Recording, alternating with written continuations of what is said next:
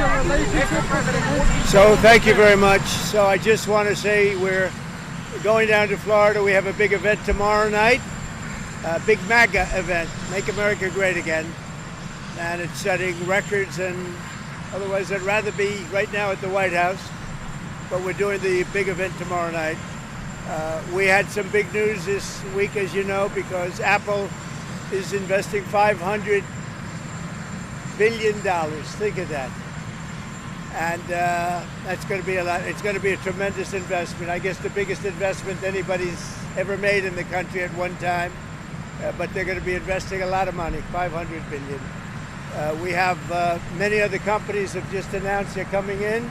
A lot of it's because of how we're doing. We've done a great turnaround in a little more than 30 days, but the country's really doing well, really doing well. We're respected again all over the world. If you look, we had the Japanese Prime Minister.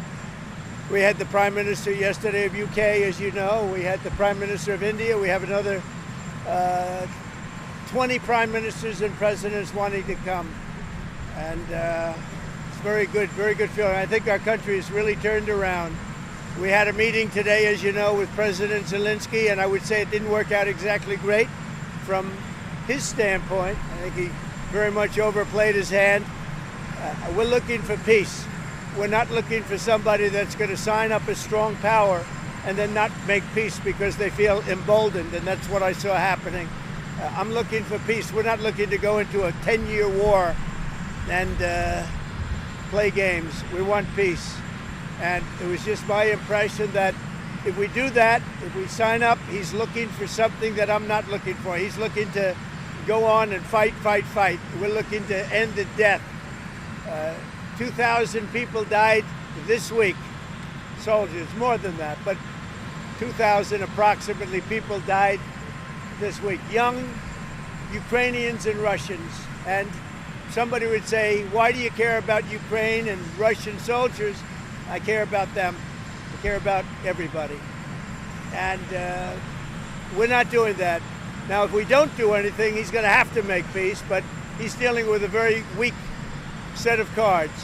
If we sign, he's dealing with a very strong set of cards, and then he doesn't want to make peace. So that's where we are. It's very simple. I'm not looking to get into anything protracted. I want immediate peace. President Putin is going to want to make, and he wants to end it. And you saw what I saw today. This is a man that wants to get us signed up and keep fighting, and we're not doing that, not for this country. So we're setting a lot of records. Economically, we're setting records, and I think every way we're setting records. One of the best is the right track, wrong track. You saw that. We're on the right track for the first time in over 27 years. People are impressed with that. The other thing is the feeling about our country. The feeling is great. It's up 48% on feeling on business. And that's the record we've never had. There's never been a record where we've ever gone up that much in such a short period of time. So we're doing really well.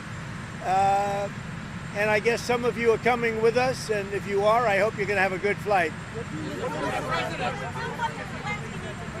What? He's got to say, I want to make peace. He doesn't have to stand there and say about Putin this, Putin that, all negative things. He's got to say, I want to make peace. I don't want to fight a war any longer. His people are dying. He doesn't have the cards, just so you understand it, okay? I could tell you. Mr. President, did you tell Zelensky to leave the White House? I don't have to tell you that. Go ahead. I think you know the answer to that. Mr. President, would you ever... Wait. Do you trust Putin or Zelensky more? Look, I don't trust or distrust anybody. I just want to get a deal done. And if the deal happens, good. But you can't embolden somebody that does not have the cards, and all of a sudden that person says, oh, well, now I can keep fighting. We're not going to keep fighting. You're going to get the war done or let them go and see what happens. Let them fight it out. President, do you want President Zelensky gone? I want anybody that's going to make peace. If he's capable of making peace, which he may or may not be, but I want somebody that's going to make peace.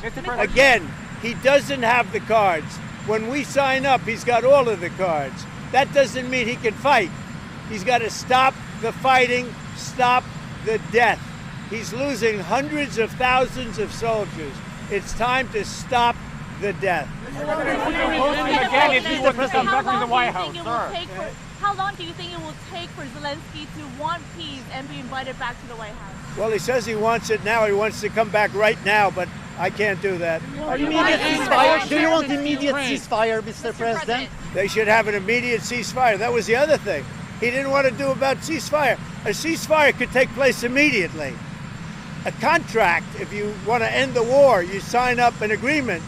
That's going to take a period of time. It takes time. I want it to end immediately.